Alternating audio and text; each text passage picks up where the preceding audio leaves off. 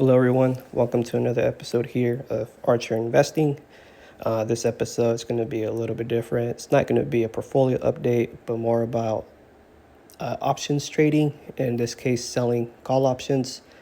Without further ado, let's get to it. So here we have Irene Limited sitting at $41.58 per share as of current. My current position is 100 shares at $41 of average costs, up 1.42%. In the second, you'll see why we have 100 shares. Here below, we have an options strategy on it right now. This is a sell call for Irene 100 shares. Now, when you're selling a call, first things first, you need to have 100 shares of the specific stock that you want to sell the call on. Now, technically, you can do it with having no shares, but that's called a naked call, and that is more riskier. You may have heard of buying call options as well. Buying call options is a strategy that is a lot more riskier than selling call options, in my opinion. It does have a lot of potential for a lot of upside, but at the same time is not in your favor. As time goes on, your portfolio will decay, and we'll be going over that as well. But here's first, we have a Irene $48 call. Right, let's click on it. So when you sell a call, you are agreeing to sell your stock at an agreed on price to a buyer by the expiration date. And now for the buyer to have the right to buy your stock, they pay you a premium up front. In this case, here at the average credit, you see that $2.15. That's how much they pay you per share. But you can only do it if you have 100 shares. So you take that $2.15 and you multiply it by 100. So in this case, the buyer paid me $215, in order to buy this contract off of me. And they agreed to buy Irene at a set price of $48 a share. Now, what that means for us is $48 a share if this gets called away, right? Let's say Irene goes up to $56. Our profit will be the $215 plus the $700. The $700 is from the $48 here call minus the 41 that I originally bought it for, which gives you a total of $700. So 700 plus 215 equals $915. So worst case scenario, this gets called away, we make a total of $915 off of this contract. Now, right now, Irene is at what, 41.60-ish, right? So that means that the time it takes for Irene to get to $48 and the time that we agreed upon, which is April 24th, is not really that high. So delta right here, you see that 0.3648. So if you are selling stock, you want your delta to be at a lower rate, pretty much. In this case, 0.3648 pretty much implies that there's like a 36% chance that this contract will get executed, meaning there's a 36% chance that Irene will be higher than $48 a share by April 24th. Now, those odds are really good for me because, as I said before, the $215 they pay me is upfront. You get that money no matter what. The stock goes ups, down, circles, stays sideways, or whatever. It's yours no matter what. As the buyer, that's where it gets a little bit riskier because you pay that premium and you don't know if the stock is going to go up, down, or in circles. Your betting is going to go up. But at the same time, that $215, that's gone. You're not getting that back. That goes directly to the seller. They keep the premium. You don't get your premium back. So that's why buying is a little bit more riskier. So here, delta, as I said before, 0.3648. That means there's a 30% chance this will not work. I guess in this way, this will be against our favor. I mean, yeah, this will work against our favor here. There's a 30% chance that we'll get called away. Most likely it won't. Irene's been kind of trading at $45 to $39 for the past month and a half or whatever. I don't think it will go up to $48 or more. If it does, great. If it doesn't, it doesn't. You could sell your calls more aggressive. So let's say, let me go back here. Let's say you want to sell a more aggressive call. So this one's the one I have, right? Let's say you want to sell one more like at $46. You get paid a better premium, but it does get riskier and riskier as you go on. So here, the $42 call, you will see that the delta is a 0.5497. That means there's like pretty much a 55% chance this stock will execute and you'll be forced to sell your shares at $42 by April 24th. Technically, let's say Irene jumps the next day to 50. Technically, they could execute it, but that rarely happens. I haven't had that happen to me yet. Now, one thing I do want to show you is, go back to here, right here. So right now it says we're down 36. We're not really down 36, but that means that the contract price right now is about $2.51 per share, which is a total $251, which means if let's say we executed that contract right before the market closed, we could have had 251 instead of 215, but that's okay.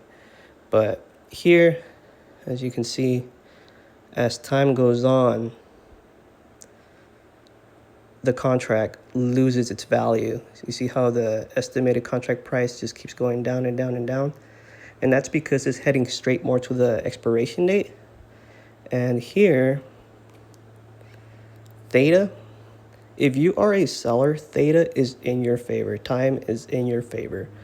And once you start learning more about this, you start to realize that if it's like a month out, a week out, theta just picks up. So this number will just increase as time goes on and time goes on. So like we could look at, let's go here, right? March 27th, so next week. Theta is at 0.1425. So pretty much 0.1269, right? So as time goes on, your theta will increase. So as a seller, that just helps you out even more because your contract is losing value, which helps in your favor. As the buyer, that's where it becomes more riskier because one, not only does your contract need to reach that strike price, but you're also fighting time. So let's say, for example, as a buyer, you buy a call for March 27th at 42.50. You're here for 195. Add to watch list. And then you go down here, stimulate returns. Your contract just loses and loses value over time. Now, let's say you're like, well, I could just hold it, right, for like a week and this goes up $1, then we'll sell it then. Say it goes to like right here. Well, technically, you're still losing money because, yeah, it did go up in value, the shares, but now it's March 23rd and you're still down $23. That's why as a buyer, it is more riskier to do options just because time is against you, theta is against you. But as a seller, it is more conservative and you'll be making money. But what it does do for each one, as a buyer, the upside is unlimited. Your stock can shoot, let's say like NVIDIA, right, just like blows up and goes to like $240 per share next week. You know, as the buyer, you'll make a lot of money. As a seller, let's say you agreed to sell NVIDIA at $200, you'll make until that $200 threshold and then whatever premium they paid you. but you won't make the extra $40. So you'll be missing out on more gains. So that is the downside of selling options. It does limit your upside potential. That's why it's better to, if you do sell them while the stock is at an uptrend. The stock was not an uptrend. It's been kind of sideways, but you want to sell it while the stock is like at an uptrend and you think that it's already pretty much peak. Let's say you're already happy at selling the stock right there. You could probably just sell a call on it at a 30 delta, make some extra money, and then let it get called away. But you don't want to sell a stock, my bad. You don't want to sell a call while the stock is definitely at a big old downtrend and it's about to make, a U-turn and start going to the upside, because you will lose a lot of upside potential on the stock itself. I had that happen to me a couple of times with my options trading, where I missed a lot of upside because I had a contract. That happened with me with NVIDIA, actually. I used to own NVIDIA. NVIDIA was at like 130, I believe, and then it shot up to 140. And I pretty much bought the contract back, lost money in the option. But luckily I kept the shares, and then NVIDIA shot up to 200, and I think I sold it around 185-ish before taking profit. But yeah, so that's pretty much selling a call. I'm not really sure if I explained it good. It is still a risky strategy because you are limiting your upside, but at the same time, it is a way to make income.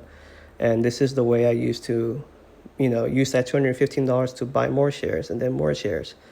You don't want to there's something called the wheel strategy, where you first start off by selling a put, and then, once you get called in, you sell a call and then get those taken away. Then you sell a put again, back and forth. So there are some people that just do it as soon as their contract expires. They go into the other one, like that. I feel like that works in some markets, but not all markets. I think it's better is that when, let's say, Irene next day, let's say, for example, you have 100 shares of Irene, and you're right here, right, at $42.87. And then come March 16th, it shoots up to like almost $45. This will be a good time to sell a call. Obviously, you won't know about this, right, because we're right here on March 16th. I would think that would be a good time to sell a call because you're already in the green on this. So if you sell a call at 50, you'll make even more money, So I just think that, timing on selling the contracts or buying the contracts is important. It doesn't matter if it's a good stock or not. What matters is the times you get in. If you get in, you're in a good time, then it works great. If you get in during a bad time, doesn't matter how good the stock is, you may or may not lose money. And then that's why, not really part of this conversation with options, but that's why it's important to average cost. It's important to just slowly buy into stocks every day, and if it goes up or if it goes down, what I like to do is, if a stock goes down like 3 or 4% a day, I'll buy a little bit more. I'll buy like $50 worth, or maybe a share worth, or if I think the bottom is in, then that's when I will start buying more aggressive on certain stocks. But yeah, that pretty much explains, I believe, selling call options here. It is a great strategy. It is a great way to make passive income, but it's a matter of when to start executing it. If your stocks are in a downtrend, it may not be a good idea to sell a call, just because you never know when it switches up to the uptrend and next thing you know, you're down.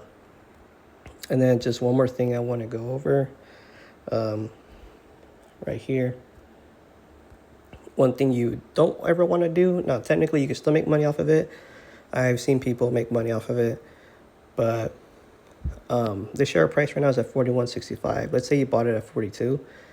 You don't want to sell a call at $40 just because you want to chase that $540 premium. You're just very limiting your upside potential. You know, if you get lucky, it goes to $39 and then you made $540, but it's just more risky. I don't, I will not say, you know, you do what you want to do. This is not financial advice or anything like that, but there are more risks to higher premiums, as stated before. So just keep a lookout for that. You know, maybe if you're bearish, if you're very bearish and you think this stock gonna goes down, then I guess you could buy lower here at the 41 or 38, but I don't really recommend that. But yeah, let me know what you guys think. Let me know if I missed anything or if I didn't explain anything correctly. I don't have a script or anything. I'm just going off of the top of my head. So yeah, just let me know. Let me know what stocks you're investing in, any options trading that you guys are doing. But yeah, have a good one.